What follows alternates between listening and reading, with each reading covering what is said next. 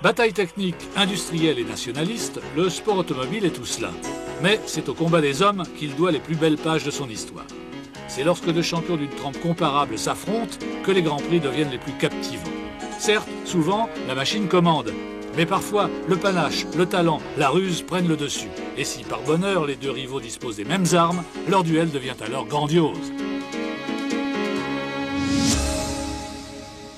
Années 50, les deux champions qui dominent l'époque sont Fangio et Moss. Le premier est déjà presque quadragénaire lorsqu'il commence sa carrière en Europe. Au physique, il ne paie guère de mine, plutôt court de taille, un peu empâté, atteint d'une légère calvitie. Parlant d'une voix flûtée, il donne l'impression d'être perpétuellement en train de geindre. Mais il suffit de croiser une fois l'éclat d'acier de ses yeux pâles pour comprendre que son regard, impérieux et impérial, est celui de l'aigle. Protégé du dictateur argentin Perón, Fangio le Latin se situe naturellement dans la mouvance des écuries italiennes.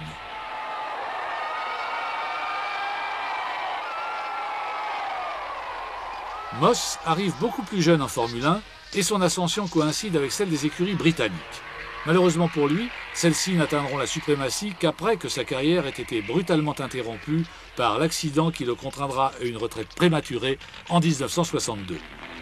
Ce qui fait que Moss ne sera jamais champion du monde, tandis que Fangio s'octroiera 5 titres.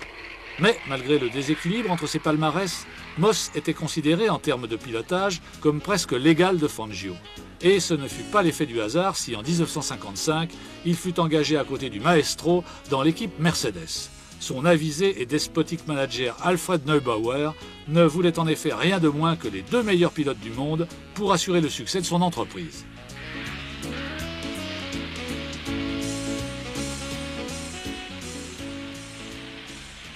À armes égales, au volant de leur flèche d'argent, Fangio et Moss dominent les pilotes des marques italiennes surclassées.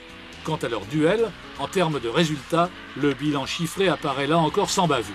Fangio s'adjuge 6 victoires et un nouveau titre, Moss doit se contenter d'une seule victoire.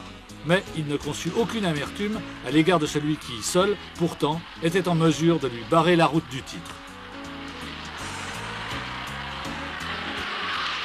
I was very happy. I had to respect for Fangio. I was very happy to sit right behind him. We were called the train because I'd follow about 1 metre away and let him take me through until we had half a minute, and then I'd say, well, that's all right, I'll be second. So I don't know. And the British Grand Prix, which I did win, even to this day, I don't know if he let me win or not, because when I asked him, he says, don't be ridiculous, it was your day, you were on form, and I don't know. Cette victoire historique de Moss sur le circuit d'Entry, on ne saura sans doute jamais si Fangio la lui disputa vraiment ou s'il eut l'élégance de laisser à son coéquipier la satisfaction de gagner devant son public ce jour-là, en considérant qu'il le méritait bien et en se comportant de telle manière que ni Moss ni personne ne sache s'il lui en avait vraiment fait cadeau.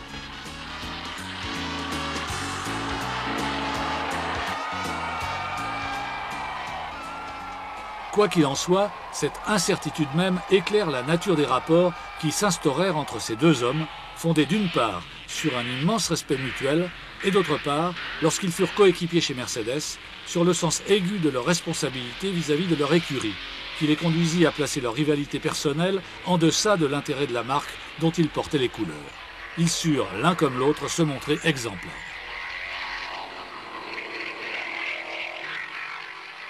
Teníamos coches para ganar. Y si nosotros corríamos entre los dos, podía ganar un tercero. Entonces la decisión fue que la carrera era libre, ¿sí? Hasta que nosotros teníamos una ventaja.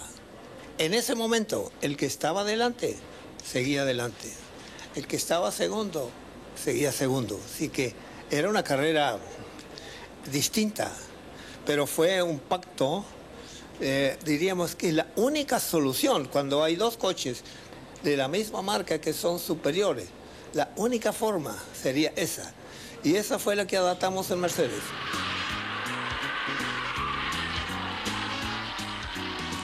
Cette autodiscipline entre coéquipiers, à laquelle Fangio et Moss surent s'astreindre, d'autres ne parviendront pas à se l'imposer et laisseront leur rivalité s'exacerber au point de dégénérer en tragédie. Ce fut parfois le cas chez Ferrari, en particulier au début des années 80.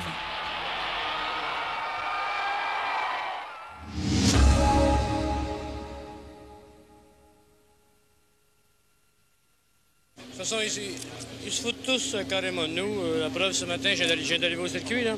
J'ai dû me garer environ 2 km d'ici et marcher pendant près d'une demi-heure après m'être battu avec 5 ou 6 policiers pour essayer de rentrer sur le circuit. Et puis même Barnum, dans son cirque, traite mieux ses animaux qu'on est traité pour rentrer au circuit.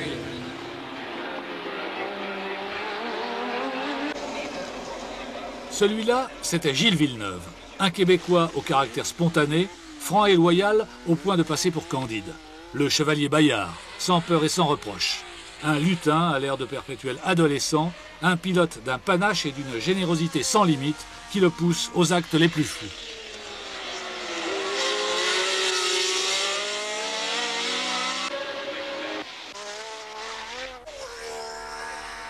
Son coéquipier pour les saisons 81-82 est un nouveau venu chez Ferrari, Didier Pironi. À la différence de Villeneuve, qui s'est formé tout seul à l'insolite école des courses pour motoneige, c'est un pur produit de la filière Elf, un cursus mis en place par le pétrolier pour amener pour la première fois un pilote français au titre mondial. D'un tempérament beaucoup plus calculateur que Gilles, Didier n'adore pas moins le risque. Les deux jeunes gens aiment se faire des farces, se lancer des défis et s'entendent comme larrons en foire. Mais à l'insouciance naturelle de Gilles, Didier oppose un comportement plus réfléchi. Son éducation lui a appris très tôt qu'une carrière se fonde sur une organisation méthodique et il va révéler la force exceptionnelle de son caractère en menant début 82 une grève des pilotes à Kyalami.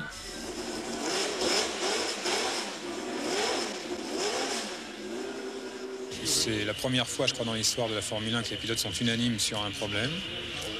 Je crois que c'est motivé par le fait que ce problème est grave pour l'avenir des pilotes en Formule 1. Et je crois que maintenant, on est obligé d'aller jusqu'au bout. Il s'agit de s'opposer à un nouveau statut que veulent imposer le pouvoir sportif et les constructeurs, qui feraient des pilotes les prisonniers de leurs écuries. Insouciants, ils ont presque tous signé sans lire. Mais Pironi a compris le danger et pris la tête avec l'audace de la révolte. Du jamais vu en sport automobile. Dans l'état actuel des choses, nous, on préférait qu'il y ait une course et des essais, parce que c'est un compromis très facile à obtenir. On ne voit aucune raison pour ne pas l'obtenir, si ce n'est l'orgueil en premier lieu. Donc je crois qu'il faut quand même passer outre, vu les intérêts qui sont en jeu et surtout l'intérêt du grand public. Pironi conduit avec maîtrise de dures négociations avec les responsables de la fédération et des constructeurs, et en fin de compte, ceux-ci s'inclineront. Suite à quoi Didier sera triomphalement élu par ses pairs, président de l'association des pilotes. Reste que sur le plan de sa carrière, Didier est encore à la recherche de sa première victoire avec Ferrari au début de cette seconde saison, et que, de ce point de vue, il se sent frustré. C'est ce qui va expliquer son comportement au Grand Prix de San Marino, disputé dans des conditions très particulières. En effet, des écuries britanniques, alors en lutte avec la FISA, ont boycotté l'épreuve. Et vu la maigreur du plateau, Renault et Ferrari se sont entendus pour offrir au public un simulacre de course. Mais les Renault ayant abandonné, seuls les pilotes des deux Ferrari restent en lice pour la victoire. Villeneuve a réalisé le meilleur tour et il est en tête quand les signaleurs de Ferrari exhibent le panneau ralentir à quelques tours du but. Il en déduit que les positions sont désormais figées jusqu'à l'arrivée. Mais Pironi n'y voit pas une consigne, passe à l'attaque et, surprenant son coéquipier dans le dernier tour, lui ravit la victoire in extremis.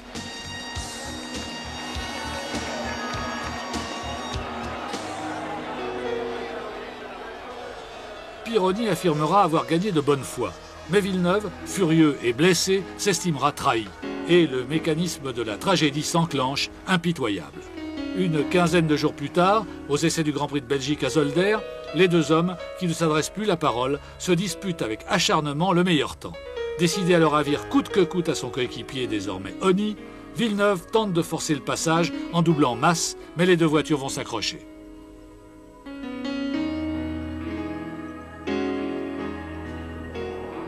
La trajectoire du plus populaire des pilotes s'est définitivement brisée, victime de son tempérament de feu, de son audace sans limite et de son caractère trop entier.